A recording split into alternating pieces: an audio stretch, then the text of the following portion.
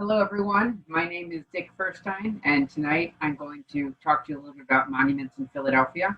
Um, as some of you know, I am a board member here at APT, and I became interested in this topic pretty recently when it became a national and international question of what should we do with the monuments that we have? How can we best work to preserve them? But also, how can we adjust ourselves to the reality that the monuments no longer mean what we used to think they meant? So, without further ado, I'm going to start sharing my screen and we'll get started. All right.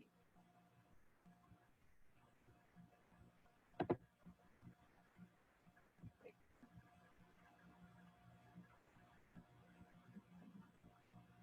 All right. Can everyone see that? Yeah, we can see it, Dick. Perfect. All right. So, monuments in public space, a history of Philadelphia statuary.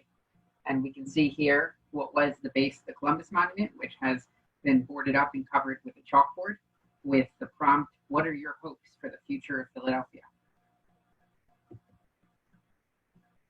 So, what do a 15th century Genovese sailor and a 1970s Philadelphia mayor have in common?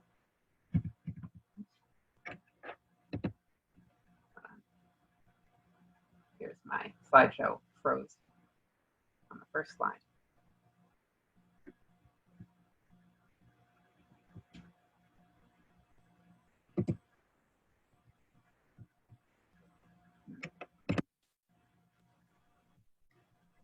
One more time. Okay. So what do a 15th century Genovese sailor and a 1970s Philadelphia mayor have in common? In the case of Cristoforo Columbo and Francis Lazaro Rizzo Sr., quite a lot. Both were considered heroes to the Italian-American community of South Philadelphia. Both led lives shrouded in controversy, and until this past month, both had monuments dedicated to them in Philadelphia. Today, we are going to talk about monuments in public space, what they are, what functions they serve, and who they represent in our society. My goal during this talk is not to introduce you to all 1,500 monuments in Philadelphia. It's to explore why monuments exist and how our relationships with them have evolved. Can you put the microphone a little bit over? You're breaking up like crazy. Thank you. Mhm. All right. Let's see. Well, it's to challenge what you think when you see one and examine the impact they have on contemporary life. Typically, when we hear the term monument, we think of something big and gray or black, stone or metal, or both. Monuments are things that we make, right? Well, not always. Our conversation about monuments in Philadelphia will begin with the first people to live in this part of the world, the Lenape Native Americans. From there, we will look at monuments from the Revolutionary period, from the Civil War and the Centennial, and the Bicentennial. Along the way, I will highlight 4 neighborhoods in Philadelphia with rich monumental legacies, starting with the Native American village of Shakamaxon, the Old City neighborhood, Center City, and Fairmount Park. But let's start at the beginning. The Lenape, or genuine people in their language, inhabited an area known to them as Lenapehoking. Lenapehoking was vast and varied, stretching from the coastal plains of South Jersey and the Delaware Valley up through present-day New York and Connecticut. According to River Chronicles, the Journal of Philadelphia Waterfront Heritage and Archaeology, archaeological evidence of Lenape settlements confirmed that they and their ancestors lived in the Delaware Valley for at least 12,000 years, probably arriving here at the end of the last ice age. Evidence suggests that Lenape's relatives lived in the area around Pittsburgh for at least 16,000 years. The local Lenape spoke Unami, an Algonquin language that marks many of our contemporary place names. They gathered in female-centered communities, and they migrated seasonally. Today, the Lenape are represented federally by the Delaware Nation and the Delaware tribes, both in Oklahoma, and the Stockbridge-Muncie community in Wisconsin. A smaller group fled to Canada after the American Revolution. For the Lenape, this land was a piece of Turtle Island created specifically for them to live on, stocked with the food and the resources they needed to flourish. And while all of Turtle Island is sacred, the specific local topology of our area was incredibly important to the Lenape people's sense of place. Archaeological research has found no evidence of stone or metal statues that we would recognize, but the Lenape landscape was dominated by monuments. Delving specifically into the area that would become Philadelphia, Lenape people tended to live along the Delaware and Schuylkill rivers. They called the Delaware the Makarakitan, the Great Tidal River, and they observed the way it connected them with the Atlantic Ocean and northern parts of Lenapehoking. Today, a substantial part of Lenape's Delaware has been replaced by a more familiar means of transportation, Interstate Highway 76. Filling in the foreshore was seen as crucial to building a modern Philadelphia and has radically changed the environment that William Penn would have known. On the other side of Philadelphia is the Schuylkill. It has many names in Unami, including Manayunk, or place where we drink, and provided a sheltered area to camp and fish. We can see it here from the Strawberry Mansion Bridge in the middle of Fairmount Park. One of its main tributaries, the Wissahickon, or Catfish Creek, was so named for the plentiful fish that it had stocked in it.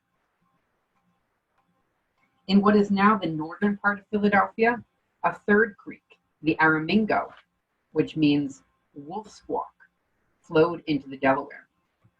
Europeans would attest to seeing wolves there as late as the 1700s. We can see here a file photo of the Aramingo Canal before it was turned into a combined sewer. But are these monuments? While Europeans regarded them as features to overcome in building a larger city, Lenape named and honored their topology as a part of the divine tapestry in which their lives were woven. The first Europeans to arrive here did not agree, but their descendants would begin to change their minds as they settled the American West. In 1906, Congress would pass the Antiquities Act, allowing President Teddy Roosevelt to declare large areas as historic or scientific interest and call them national monuments. This would quickly lead to the creation of the Grand Canyon National Monument in Arizona, which we can see Teddy Roosevelt surveying here. On the state level, Pennsylvania's Scenic Rivers Act of 1982 would offer protection for undeveloped flowing bodies of water, like the Schuylkill River here in Philadelphia. While our current discourse on monuments focuses on the preservation or the destruction of the likenessness of historical figures, we must remember that our views are not the only one. The preservation of natural features is as sacred to the Delaware tribes now as it was to the Lenape in the 17th century. The most notable Lenape monument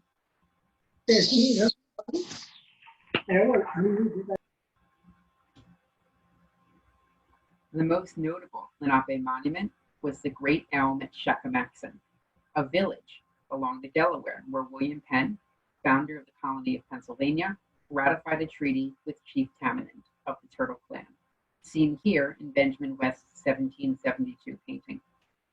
The location of that elm is the present-day Penn Treaty Park, which is dotted with more contemporary displays of European statuary. On my recent trip to the park, I noticed a number of street signs reminding us of the significance of this neighborhood.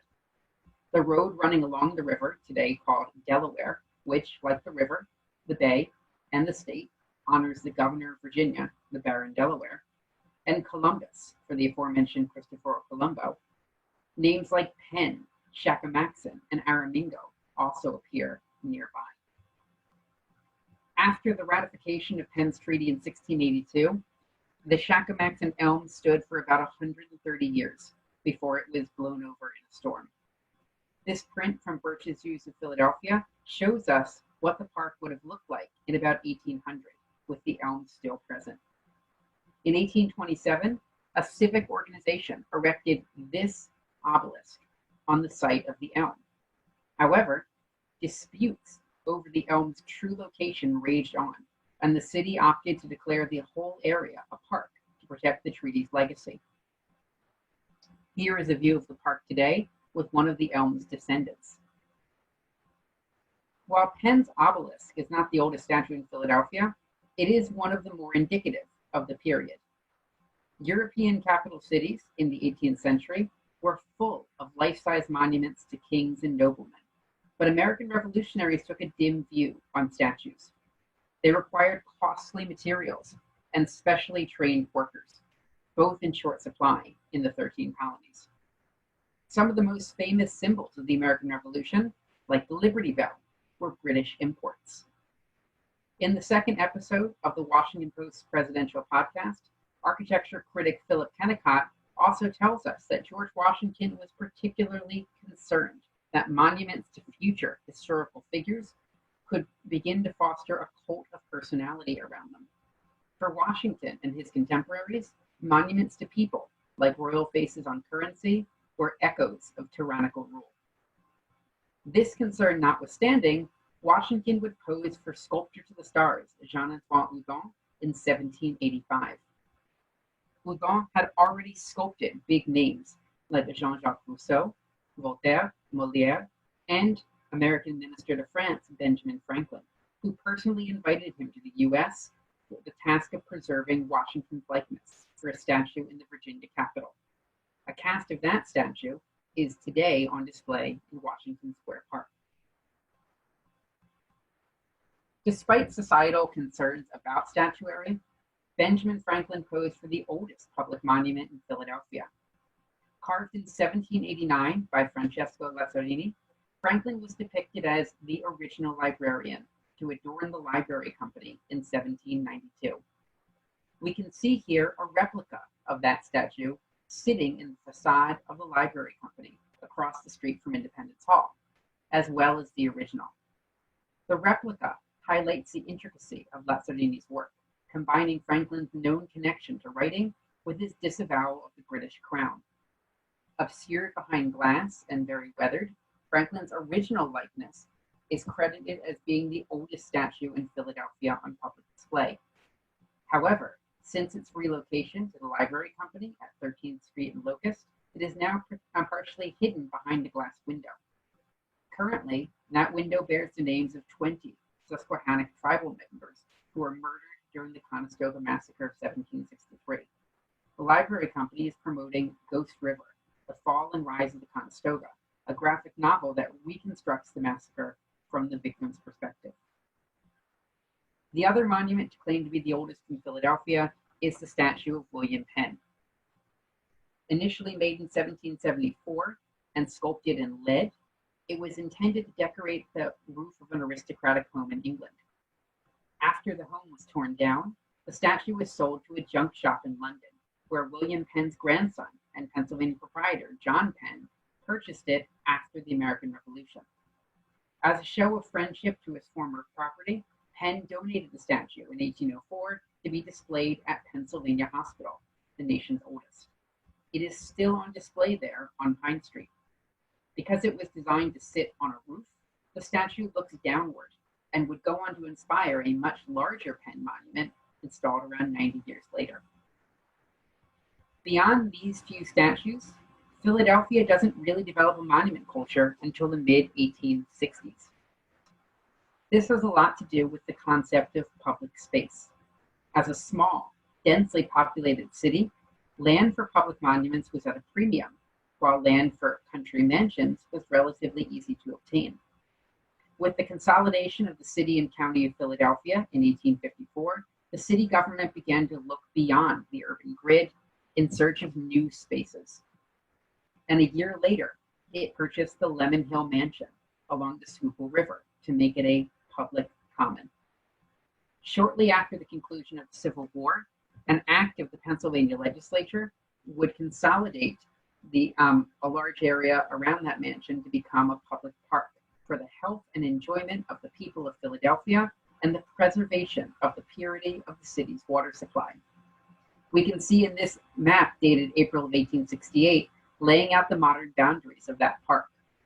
Within 5 years, the Commonwealth would charter the Fairmount Park Art Association to help ensure that Philadelphia was ready to host the first centennial celebration. Fairmount Park Art Association, which is now the Association for Public Art, was the first private, nonprofit civic organization in the country established to organize and raise funds for art. By connecting monument commissions to private donations, it would revolutionize the way monuments were designed and funded in the modern United States. While Fairmount Park would foster a new location for public monuments, the Civil War and rapid technological innovation would generate a new urgency. In 1862, a New York gallerist named Matthew Brady displayed a series of photographs called The Dead of Antietam, a brutal look at one of the Civil War's bloodiest battles. We can see this illustration of Brady's gallery as it appeared in Frank Leslie's illustrated newspaper in January of 1861. The emergence of photography galleries like Brady's made the war personal and generated a swell of financial support for monuments when the fighting concluded. Simultaneously, the Industrial Revolution made stone and metalworking cheaper than ever before, leading to a surge in monument creation. The first monument to benefit from this change is the one we see here, dedicated to Abraham Lincoln. Only a month after his assassination, it was commissioned, and it was completed in 1871, with 50,000 people turning out for its unveiling. Philadelphians were deeply affected by the Civil War and would continue to install sculptures to it for 50 years. 4 days after the death of President Ulysses S. Grant, another commission was formed to construct this statue, located on Kelly Drive near Fountain Green. The sculptor, Daniel Chester French, would go on to become famous for his seated Abraham Lincoln in the Lincoln Memorial on the National Mall. Before he did, though, he would collaborate with 12 other artists in Philadelphia to construct the crown jewel of Philadelphia's Civil War monuments, the Smith Memorial Arch. Forming the entrance to the Avenue of the Republic in West Fairmount Park, it would take 13 artists and 15 years to finally complete in 1912. In addition to the Civil War, Philadelphia's role as the host to the Centennial Exposition between May and October of 1876 would push the city to its artistic limits, offering America the chance to create a singular narrative about the last 100 years of history. Monuments of this era tended to reflect on the broader philosophical themes of modern society, like progress, tradition, and unity. Memorial Hall, pictured here, was built specifically to host the centennial on the Avenue of the Republic, and was meant to capture the elegance of the Beaux-Arts movement. Flanking the building's entrance are 2 Pegasus monuments. Originally made in Vienna in 1863 for the new Imperial Opera House, they were too big for the building, and the Austrian government sold them to the US. While they appear solid, they were made by clumsily bolting together multiple pieces of metal without an interior structure. In 2015, they were completely rebuilt from the inside so they didn't collapse. Another monument, originally placed in Fairmount Park and today located at 5th and Market Streets, is the Religious Liberty statue. The statue was dedicated at the end of the Centennial Exposition on Thanksgiving Day and sponsored by the oldest Jewish organization in the United States, the Order B'nai B'rith. The sculptor, Sir Moses Jacob Ezekiel, was a Virginian-born Jewish man who had fought for the Confederacy during the Civil War. While his sculpture appeals to the unifying theme of religious liberty, his personal life story and decision to leave the United States for Europe reminds us that not everyone who believes in liberty for everyone. Of the many monuments unveiled during the centennial, none have left as enduring a stain as the sculpture of Christopher Columbus. Seen here, the sculpture is attributed to Italian sculptor Emanuele Caroni and funded by the Italian colony of Philadelphia. It is believed to be the earliest public monument to Christopher Columbus in the United States. Between 1868 and 1920, Italians who lived in the colony in present-day South Philadelphia would make an annual 6-mile trek to the statue in Fairmount Park on October the 12th. In addition to thematic monuments, falling costs of materials also gave Philadelphians a chance to recreate some of their history in bronze. The most obvious example of this is the George Washington Monument, seen here. It was planned by the Society of the Cincinnati, for which the city in southwestern Ohio is named, a group of descendants of Revolutionary War veterans. While the monument was proposed in 1810, it was not until 1881 that planning began, and it wasn't installed in Fairmount Park until 1897.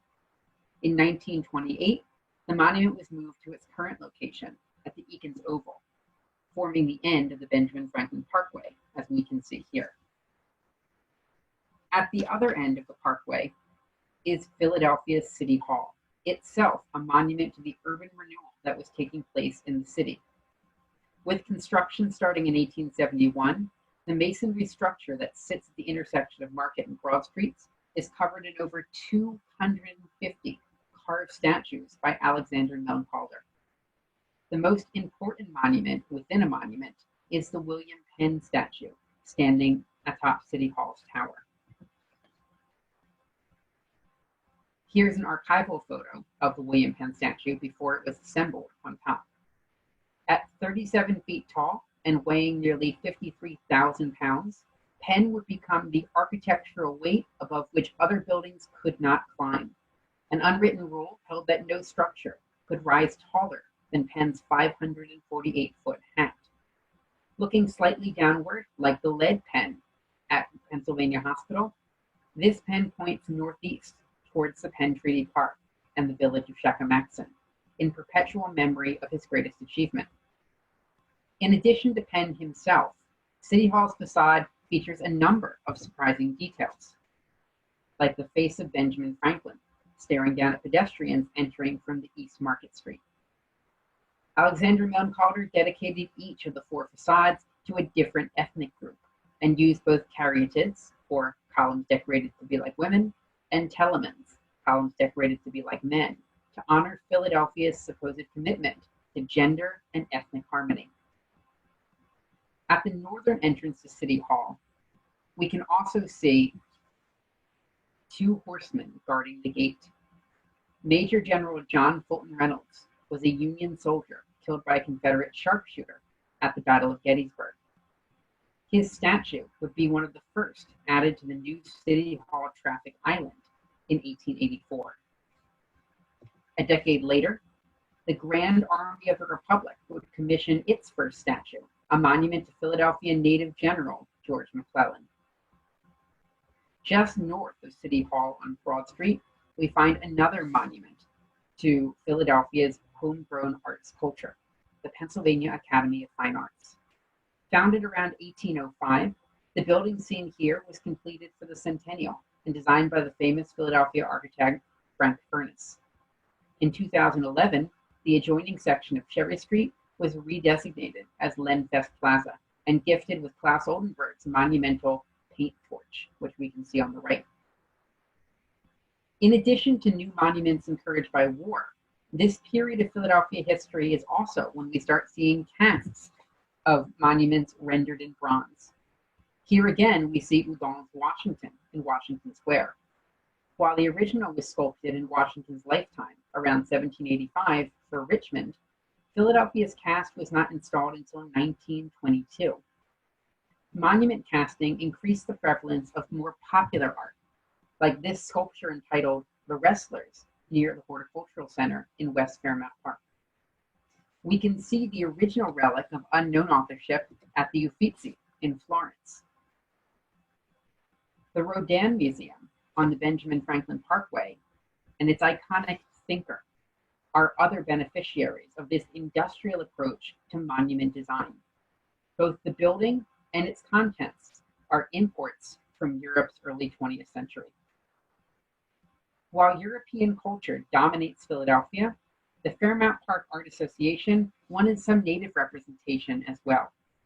Native Americans often appeared as background elements in wider motifs, like this reclining native at the Washington Monument in Eakins Oval. But a lack of Native subjects living in Europe or Eastern United States meant that artists struggled to properly depict them. One of the association's early commissions from 1887 was called The Stone Age in America, seen here in East Fairmount Park. The monument is both revolutionary and regressive, featuring an indigenous woman of unclear tribal affiliation with her child and a hunted bear cub. Although the sculpture renders the woman as authentically human, it leans heavily on the trope of Native American savagery because they fit into Thompson's Stone Age. In reality, Thompson's three-age system is not used to classify or describe culture, but merely to organize objects in a museum collection. Like many Native sculptures of the time, the woman stands in a traditionally European statuary pose, further reproducing the artist's bias. We can contrast Stone Age to Cyrus Dallin's famous Medicine Man, found further north in the park near 33rd and Dauphin. Medicine Man was produced just 12 years later and unveiled in Philadelphia in 1900. Cyrus Dallin grew up on the frontier and had regular peaceful interactions with members of the Crow tribe. As an art student in Paris, Dallin brought his personal experience to bear on his art, creating sculptures of Native people that presented them in the present day. Dallin also chose to sculpt his subjects as they dressed, instead of covering their skin to meet Victorian sensibilities. Medicine Man's exposed skin contrasts with his animal horns to remind us that the human and the divine are not mutually exclusive in the Crow worldview. As we move into the 20th century, Philadelphia's urban and environmental axes begin to align under the City Beautiful movement. With the growing popularity of Fairmount Park and the modernization of the municipal water system, Philadelphia's urban planners laid out an ambitious project, the Benjamin Franklin Parkway. Here, we can see Windrum's 1892 proposal for the Parkway's route, slightly different than the modern iteration. When completed in 1918, the diagonal road would connect City Hall with the present-day Art Museum, gateway to Fairmount Park. Here, we can see the inspiration for the Benjamin Franklin Parkway, the Champs-Élysées, or Avenue of the Elysian Fields, in Paris. Let's compare that to what we have in Philadelphia. Here, we can see the Civil War Soldiers and Sailors Monument near 20th Street and the Parkway. Built during World War I to honor Civil War veterans, the pylons are inscribed with the phrase, "In giving freedom to the slave, we assure freedom to the free." Much like City Hall, we see the idea of freedom as a unifying concept, despite the racial disparities of post-war America. Around Logan Circle, we find other holdovers of Civil War nostalgia. The General Galutia Pennypacker Memorial, finished in 1934, commemorates a 22-year-old Chester County native who became the Union's youngest general. Pennypacker's Memorial evokes the grandeur of Roman statues of the past and substitutes an image of the general for a more familiar archetype. In front of Franklin Institute, we're greeted with a very different kind of memorial. The All Wars Memorial to colored soldiers and sailors was also made in 1934, spearheaded by an African-American state legislator named Samuel Beecher Hart. Captain Hart was the last captain of the Gray Invincibles, Pennsylvania's last segregated militia unit. With the coming integration of the armed forces, Captain Hart wanted to remember the African Americans who fought in the Civil War, the Spanish-American War, the Philippines insurrection, and World War I in segregated units. However, after the memorial was completed, it was promptly hidden from view in a remote area of Fairmount Park. It would take 60 years before the memorial was finally installed on the Parkway in 1994. After World War II, Philadelphia's public art took a decidedly softer turn, shifting from images of war to more peaceful themes. This statue, called The Great Mother, is part of a set originally intended for a juvenile detention facility in Fairmount Park. Drawing on the theme of the nurturing and restorative roles of justice, the larger-than-life monument projected hope about the new direction of American society. It is now in front of the School of the Future in West Fairmount Park. Deeper in Fairmount Park is the Shofuso Japanese House and Garden. Installed in 1958 and sponsored by the Japanese government, Shofuso is a life-size Japanese mansion built in the 17th century Shoinzukuri architectural style. Taking advantage of Fairmount Park's location, Shofuso evokes the seamless balance of natural harmony and built environments that is central to the Japanese tea ceremony and continues to operate as a center for Japanese art and culture today. It's also a great place to socially distance. Despite the social preference for calming themes in public art, Philadelphia also embraced the voices of some of its newest citizens when, in 1964, it authorized the construction of one of America's first memorials to the Holocaust. The monument to 6 million Jewish martyrs, designed by Polish Jewish sculptor Nathan Rappaport, challenges viewers to make sense not only of the carnage, but of the redemptive nature of fire in the biblical story of Exodus. The standalone monument on the Benjamin Franklin Parkway was rededicated in 2018 when the Holocaust Memorial Plaza was built around it, including historical information about Nazi Germany and human rights. While the Fairmount Park Art Association has been successful in soliciting private sponsorship for monuments, Philadelphia's 1959 adoption of the Percent for Art initiative would shift the financial burden of new civic art from donors to developers. Here, we can see a self-portrait of the initiative's lead proponent, local printmaker Benton Murdoch Spruance. Requiring 1% of the budget for projects built with the Philadelphia Redevelopment Authority to go to publicly visible art, the initiative and a matching requirement by the city government has added 450 new pieces of art to Philadelphia since 1959, according to Penny Balkenbach, author of Public Art in Philadelphia. While the Redevelopment Authority found a new way to finance art, it was the 1976 bicentennial that would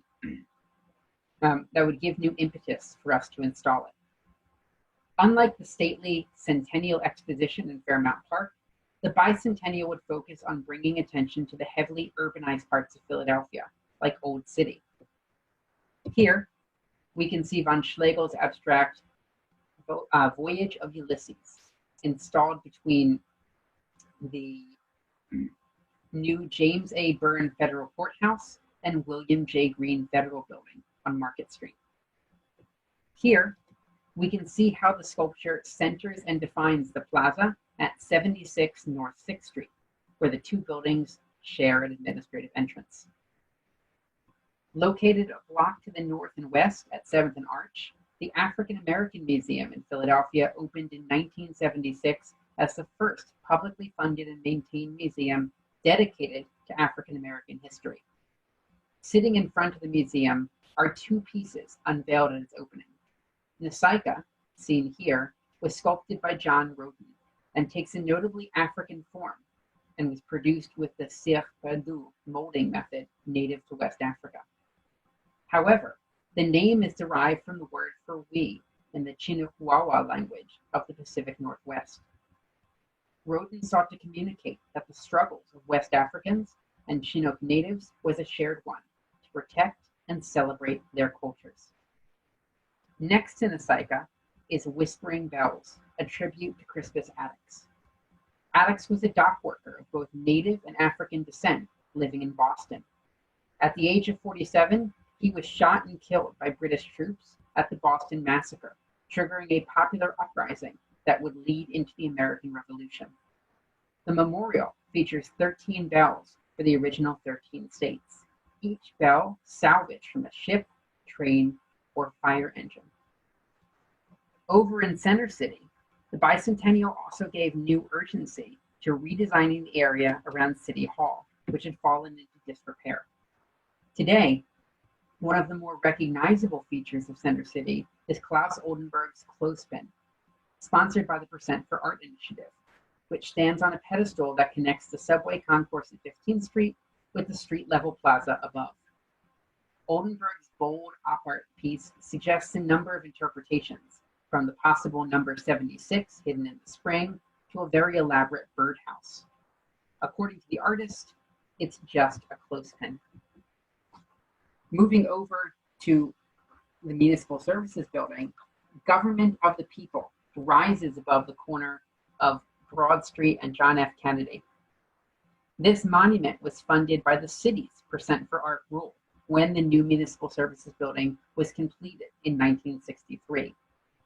However, when the monument was set to be cast in 1972, Philadelphia's recently elected mayor refused to pay for it, complaining that it looked like a load of dumped plaster.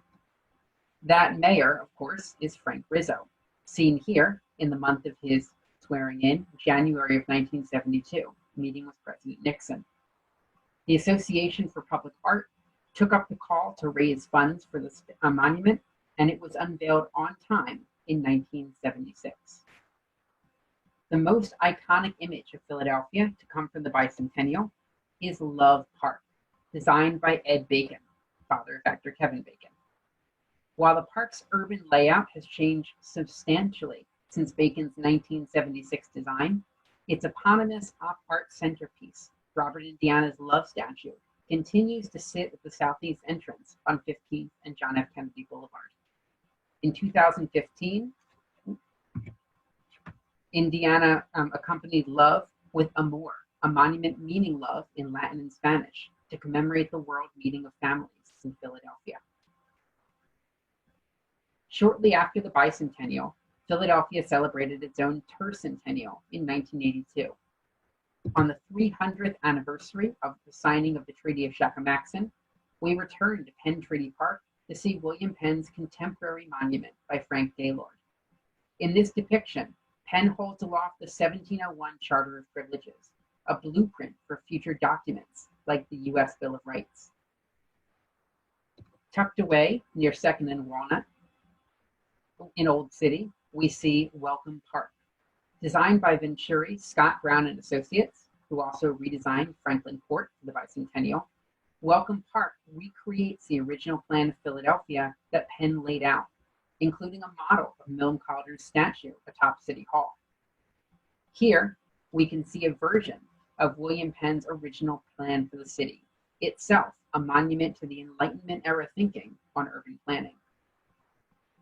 While these monuments to Penn remind us where Philadelphia came from, it was Sylvester Stallone's 1982 gift of Rocky that would define our course ahead, both in terms of national recognition and the difficult debate about monuments. This statue was a movie prop, fictitiously installed at the Art Museum in one of the Rocky films. After filming was complete, Stallone donated the monument to the city, triggering strong opposition from citizens concerned that the monument honored a fictional character and bears the likeness of a living person. It was in this year as well that Caroni's Columbus was moved from Fairmount Park to its current location in Marconi Plaza, and shortly after this, that the Religious Liberty statue would be placed at 5th and Market. Monumental art since the tercentennial has continued to explore the different voices and histories of Philadelphia's residents. In 1994, Chief Tamanend of the Turtle Clan was installed at the corner of Front and Market Streets. Standing atop his clan symbol at the historic foreshore of the Macquarie Kitan, Tamanend is seen with the wampum belt, which signified the historic treaty signed at Shakamakson. A block south on Front and Chestnut stands Glenda Goodacre's 2002 Irish Memorial on Gortamor, or the Great Hunger. The monument is a combination of two scenes. Hopeful Irish immigrants arriving in Philadelphia point towards the city, while a painful scene of the Great Famine points east towards the Atlantic. Two of the most dynamic recent additions to Philadelphia's public spaces addressed the treatment of people of African descent. In 2010, the National Park Service and the city jointly commissioned a monument on the site of the president's house at 6th and Market Streets. The stone wall we can see is inscribed with the names of 9 enslaved African Americans who were transported to Philadelphia to serve George Washington. Seen on the list, Ona Judge is the subject of the recently published book, Never Caught, The Washington's Relentless Pursuit of Their Runaway Slave, Ona Judge, by historian Erica Armstrong Dunbar. On the reverse side of the wall, we can see a history of chattel slavery in Pennsylvania. The president's house attempts to shift the narrative on slavery in the United States by allowing us to listen to Washington's servants in their own words, and encourages us to consider the way Washington's personal financial interests in slavery would impact our historical trajectory on racism. One of the most recent monuments to be unveiled in Philadelphia in 2017, A Quest for Parity by Brantley Cadet, celebrates and mourns the life of one of Philadelphia's most influential abolitionists. Professor Octavius Valentine Catto was an athlete, scholar, and advocate for public transportation and accommodations protections a century before Rosa Parks' Montgomery bus boycott. Professor Catto stands here between the streetcars he fought to integrate and the ballot box for which he fought for equal access. His pose, like many of Cadet's works, is dynamic. Instead of creating a statue to blend into the background, A Quest for Parity disrupts the built environment and beckons us to interact with its painful duality. The last monument we are going to talk about today is the one that I first alluded to, the Frank Rizzo Monument. Installed in 1998, less than 100 feet from the government of the people that he fought against, Rizzo's monument portrayed him as both larger than life and eternally among the people of Philadelphia. This sympathetic treatment of Philadelphia's former police commissioner and 2-term mayor cannot hide the facts. Frank Rizzo was a self-proclaimed homophobic and racist politician. His disregard for constitutionally protected rights as police commissioner and mayor was well documented in a Philadelphia Inquirer expose, and his attempt to amend the city charter and run for a 3rd consecutive term as Philadelphia mayor was roundly rejected by voters in 1978. Even now, the fate of his statue, currently in storage, is subject to a federal lawsuit brought by his family members and supporters against the city. So that brings us back to the original question. What do Cristoforo Colombo and Francis Lazaro Rizzo Sr. have in common? In reality, not very much, but their monuments, like the monument to Rocky, epitomize the kind of trap that George Washington was concerned about back in the 1780s, the cult of personality. In his documentary on the Statue of Liberty, historian Ken Burns states that our monuments are representations of myth, not fact. As we consider what role monuments play in our culture, it's the history, not the mythology, that we must remember. Columbus, Rocky, and Rizzo are images of a specific subset of Philadelphians. And while they generate particular objections, they also raise broader questions about why white men are the subjects of so much of our public art. To that question, we need to consider how monuments end up in public at all. In the case of Philadelphia, they're considered and approved by the Philadelphia Art Commission, a public body of architects, artists, and scholars appointed by the mayor. That commission held a preliminary meeting this morning to consider the next steps for the Columbus statue in Marconi Plaza. Many monuments are proposed or funded by the Association for Public Art, the private, nonprofit organization that has been responsible for much of Fairmount Park statuary. In both cases, decisions about public art is vested in the people who have had access to artistic training and, in many cases, generational wealth. Statistically, these factors exclude many of the minority groups who have called Philadelphia home. In this moment of national reckoning, it is crucial for us to re-examine who is making decisions about monument installation.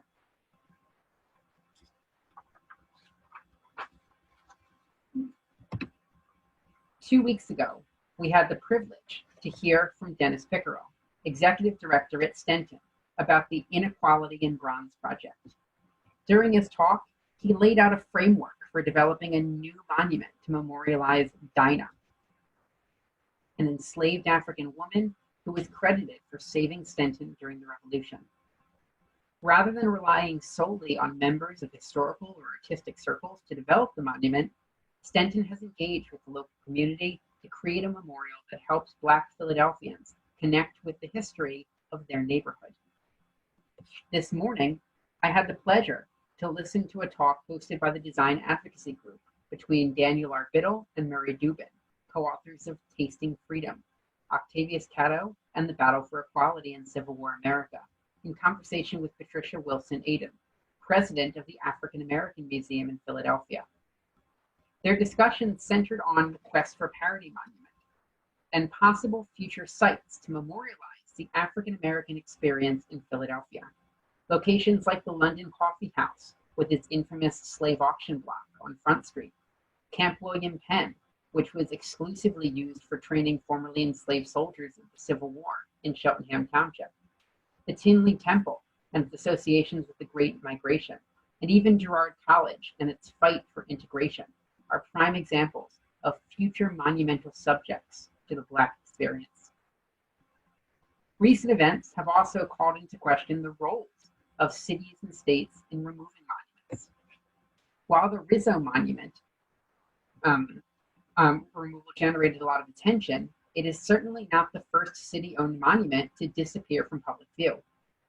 When the city began to redesign the International Sculpture Garden at Penn's Landing to make way for the Spruce Street Harbor Park, 2 indigenous monuments from Costa Rica and the Pacific Northwest, and a 16th and 17th century monument from India and Korea were quietly moved into storage, with no reinstallation date announced.